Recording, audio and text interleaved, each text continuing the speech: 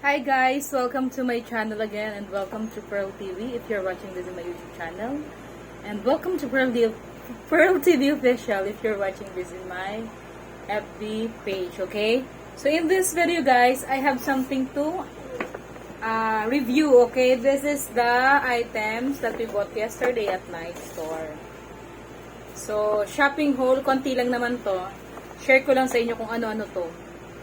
Binili namin kahagabi ni Shasha. Okay. Importante to. So, taran! And ching! Yan. Siyempre, magpapasok ka na. Kailangan ni Smart Kid ng medyas. Ayan. Bumili kami ng medyas kahapon. Nike na medyas ni Ate Shasha. Binili namin sa Nike store. This is 6 pairs. Tamang-tama, pang 21 to 24 cm na paa. Tamang-tama kay Shasha. Si Caitlyn bumili din ito. Ayan. So, look. Maganda guys yung branded na mga medyas kasi matibay talaga. Ayan. Pag naka-rubber shoes siya, Shasha kasi minsan ano-ano yung medyas. This cost, magkano ba to? Wala na, parang 1,000 plus siya, 6 pairs. Maganda, di ba? So, yun. Papasok ang pag naka-rubber shoes kasi mahilig naman sa sports si Ate Shasha. So, nice.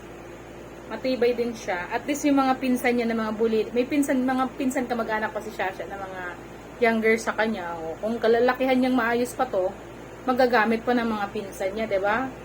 So, that's the beautiful thing of buying high quality mga gamit-gamit ng bata. Magagamit pa ng mga pinsanan, matibay pa, okay? Kapag nalalakihan na nila na maganda pa yung quality. So look, Nike medyas, 6 pairs.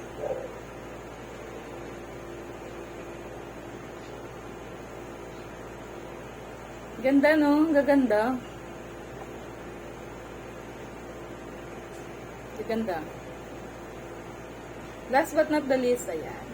Okay, and ako din, bumili din ako ng para sa akin. Tada! Mag-exercise kasi ako lagi. Diba? Nike Big Bra. Pang fitness workout ni Ma'am Shi. Kasi para tuloy-tuloy na ang ating pagiging fit. Okay? So, maganda siya. This cost. Magkano ba? Ayun o. Medyo mahal, pero ako naman sabi ko nga kay sister ko, maganda mga branded kasi pag ayaw mo na at gusto mong ibenta, mabilis mong maibibenta, maipapasa sa ibang mga gusto magano. Or kung gusto mong ibigay sa iba, at least maganda pa, okay?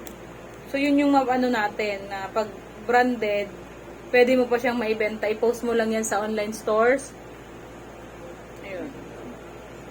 I-post mo lang sa mga online stores. Pre-love items, tapos branded pang.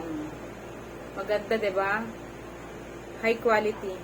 Or kung naka-t-shirt ka, pwede din 'to kung naubusan ka ng bra. 'Di ba?